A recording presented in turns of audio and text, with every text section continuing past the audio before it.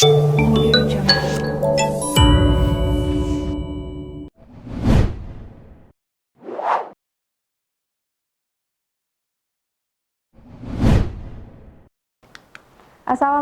warahmatullahi wabarakatuh. Hello everyone, I hope you are all fine.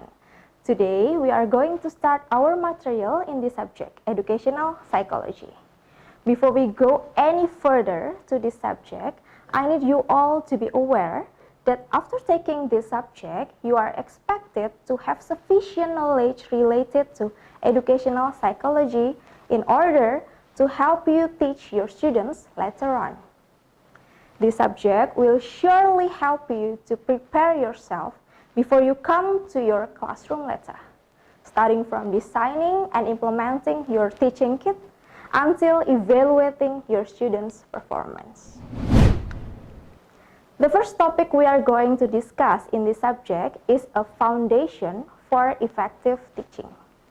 In this topic, we will discuss about the effective teaching and research in educational psychology.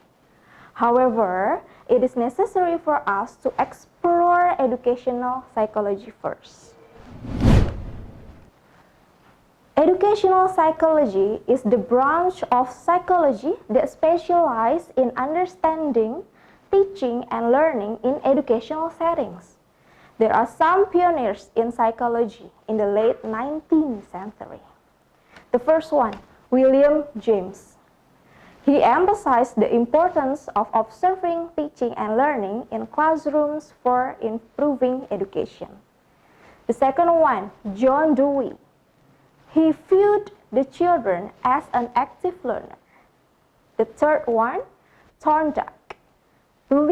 He believed educational psychology must have a scientific base and should focus strongly on measurement. We now move on to the next topic, which is effective teaching. Because of the complexity of teaching and individual variation among students, teachers must master a variety of perspectives and strategies and be flexible in their application. Remember this, effective teachers have good command of their subject's matter and a solid core of teaching skills. They know how to use instructional strategies supported by methods and goal settings, instructional planning, and classroom management.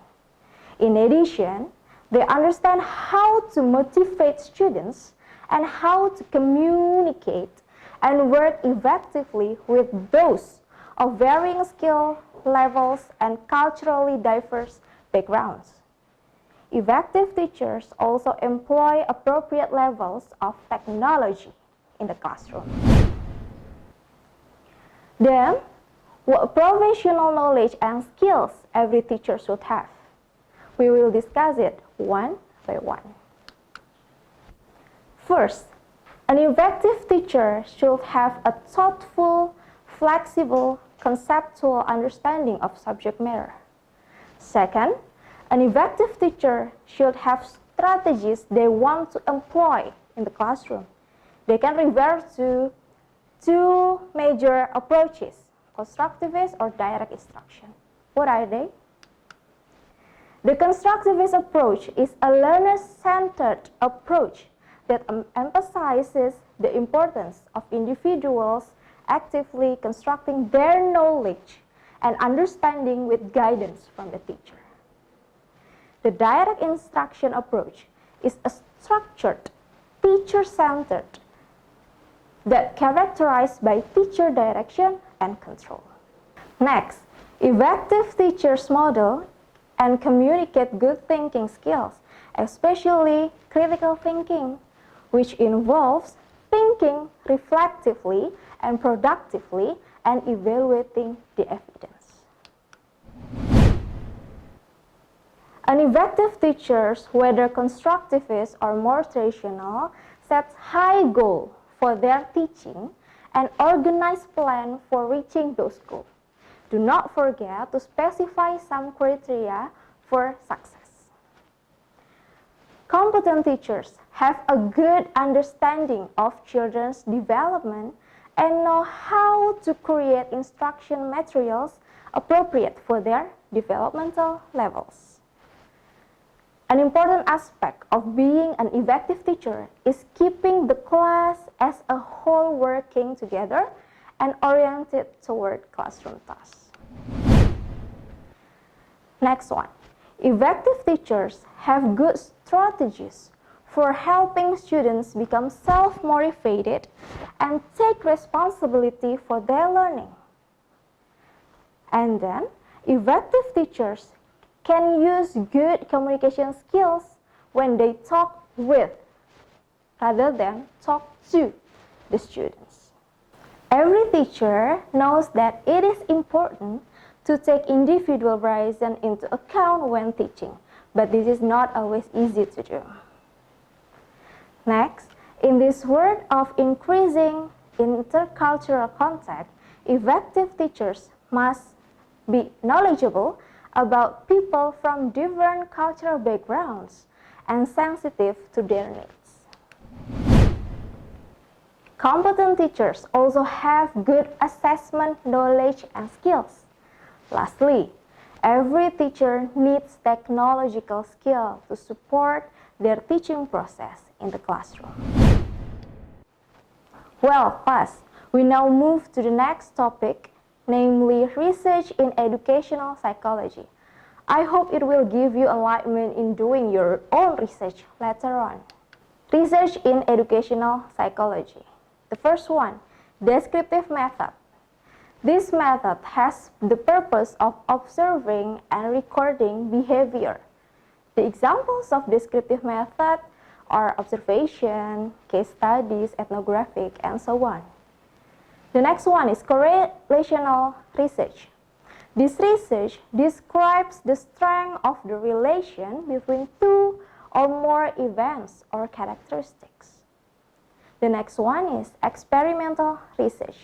This research allows the determination of the causes of behavior, involves conducting an experiment, which is a carefully regulated procedure in which one or more of the factors believed to influence the behavior being studied is manipulated and all others are held constant.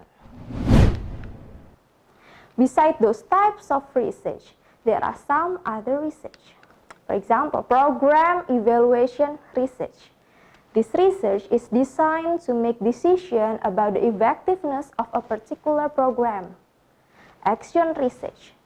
This research is to solve a specific classroom or school problem, improve teaching and other educational strategies, or make a decision at a specific location. The teacher as researcher is the idea that classroom teachers can conduct their own studies to improve their teaching practices. Class, have you ever heard about quantitative and qualitative research? Well, to refresh your memory. Quantitative research employs numerical calculations in an effort to discover information about a particular topic. Meanwhile, qualitative research involves obtaining information using descriptive measures such as interviews, case studies, personal journals and diaries, and focus groups, but not statistically analyzing the information. And then there is a mixed method research. This research involves research that blends different research design and or methods. Well, that covers what I want to share in this learning video today.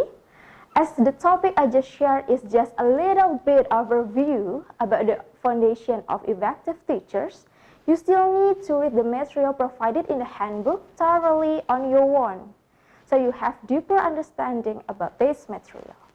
Do not hesitate to read more than one book or resource. For the next video material, I will see you again to talk about cognitive and language development. Thank you for your attention. Goodbye and see you on the next learning video.